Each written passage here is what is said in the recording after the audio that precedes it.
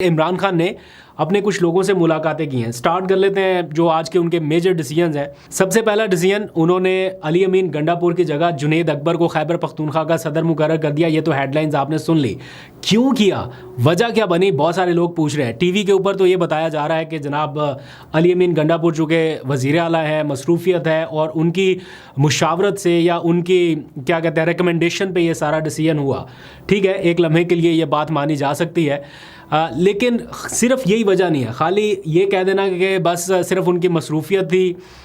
इस फैसले की अनाउंसमेंट के दौरान कौन से लोग आपको टेलीविज़न स्क्रीन्स के ऊपर नज़र आए या फैसला अनाउंस करते वक्त? एक तो सेक्रेटरी जनरल है ना, उसके अलावा जो ग्रुप आके आज अनाउंस करता रहा उसके अली अमीन गंडापुर से वर्किंग रिलेशन कैसे हैं उसके ऊपर आप नज़र डाल लीजिए, आपको पूरी स्टोरी समझ आ जाएगी। इसमें कोई शक नहीं है कि अली अमीन गंडापुर वाकई मसरूफ़ है बतौर वज़ीर आला, और पार्टी सदारत का ओहदा संभालना इसके पैरेलल थोड़ा मुश्किल था। लेकिन ये भी फैक्ट है कि कुछ लोगों के साथ पार्टी के अंदर भी उनके वर्किंग रिलेशन जो है वो बेहतर नहीं थे, तो इसलिए बहुत सारे और भी एलिमेंट सामने रहे होंगे। बहरहाल इसके ऊपर थोड़ा सा इसको फर्दर डिग आउट करके जो फैक्ट है वो आपके सामने रखेंगे, बजाय इसके के स्पेकुलेशंस की जाए। अब जुनैद अकबर, जिनको कल चेयरमैन पब्लिक अकाउंट्स कमेटी बनाया गया था, अब लोगों की उनसे उम्मीदें भी ज़्यादा हैं कि जनाब अब उनको पब्लिक अकाउंट्स कमेटी का चेयरमैन बनाया, तो देखते हैं क्या करते हैं। पब्लिक अकाउंट्स कमेटी, मैंने कल भी बताया था कि ये ऑडिट्स करने वाली कमेटी है, यानी जितने भी जो तरक्याती मंसूबे हैं या जहाँ जहाँ पर आवाम का फ़ंड लगता है उसका ऑडिट कहाँ से होता है या जो पावर्स है ज़्यादातर वो इस कमेटी के पास है। तो वैसे कोई बहुत ज़्यादा एक्सट्रीम पावर्स भी नहीं कह सकते, लेकिन अकाउंट्स की हद तक या ब्यूरोक्रेसी को बुलाना या किसी को झाड़ पिलाना, किसी को टाइटन करना, ये इसका जो चेयरमैन है उसके पास बड़ी अथॉरिटी है। आज जेल से उन्होंने अपने पहले टास्क का ऐलान किया है, यानी खुफिया राज उनका पहला टास्क है। और ये खुफिया राज किससे रिलेटेड है? वो है तोशाखाना केस के हवाले से। यानी इमरान खान की तोशाखाना की डिटेल्स तो सारी सामने आ गई ना, कि कीमत कितनी लगवाई, जमा कराए नहीं कराए, क्या डिटेल्स है, मतलब एक एक चीज़ आपने खंगाल मारी है तोशाखाना के हवाले से। इवन बाहर से गवाहों के बयानात, पता नहीं किसके पास जा जा के वो तोहफ़ों की कीमतें लगवाते रहे हैं।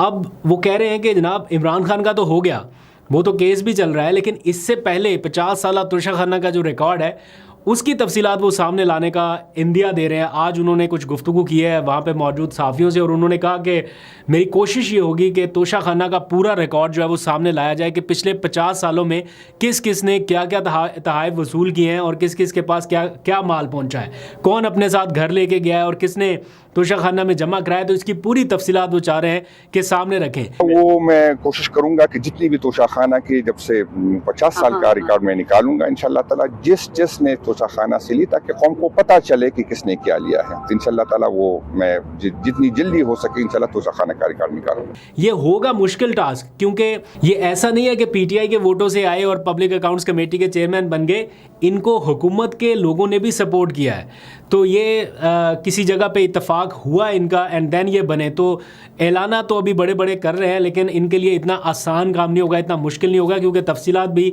वहीं से आनी है जहां पर हुकूमत का कंट्रोल है। एनीवेज आगे बढ़ते हैं। इमरान खान के कुछ आज के बड़े डिसीजंस के हवाले से आपको बता दूं। एक तो आज उन्होंने ख़त लिखने का फैसला किया, बल्कि कुछ चीज़ें उन्होंने डिक्टेट करा दी हैं। बहुत जल्दी वो ख़त की सूरत में आपके सामने आ जाएंगी। चीफ जस्टिस पाकिस्तान याहिया अफरीदी को और जो आइनी बेंच के सरबराह हैं जस्टिस अमीनुद्दीन खान को, इन्होंने ख़त लिख दिए हैं। इमरान खान अटैम्प्ट करते रहते हैं, कोशिश करते रहते हैं, ये जानते बूझते हुए भी कि शायद इसका वो नतीजा ना निकले जो वो चाहते हैं। जैसे उन्होंने जस्टिस बंदयाल को ख़त लिखा था अरशद शरीफ कत्ल केस के हवाले से, फिर काजी फाइज ईसा आए, उनको भी उन्होंने ख़त लिखा मुल्क में आइन कानून के हवाले से, इंसानी हकूक़ की खिलाफवर्जियों के हवाले से। और अब नए चीफ जस्टिस आए हैं, इनको भी ख़त लिख दिया। जो आइनी बेंच के सरबराह हैं उनको भी ख़त लिखने के हवाले से उन्होंने चीज़ें जो है वो डिक्टेट करा दी हैं अपने लोगों को। जल्दी ये ख़त की सूरत में सामने आ जाएंगी, तो आपको पता चल जाएगा कि कौन से अल्फाज इस्तेमाल किए गए हैं और कौन से अहम इश्यूज़ हाईलाइट करने का कहा गया है। इसके ऊपर अमल दरामद हो या ना हो, लेकिन एक चीज़ जो है वो ख़त की सूरत में रिकॉर्ड पे आ जाती है कि जनाब आपका दरवाज़ा खटखटाया गया था, बारहा इंसाफ के लिए अपील की गई थी। तो ये आज फैसला हुआ है, जिसके बारे में सलमान अकरम राजा ने बाहर आके बताया।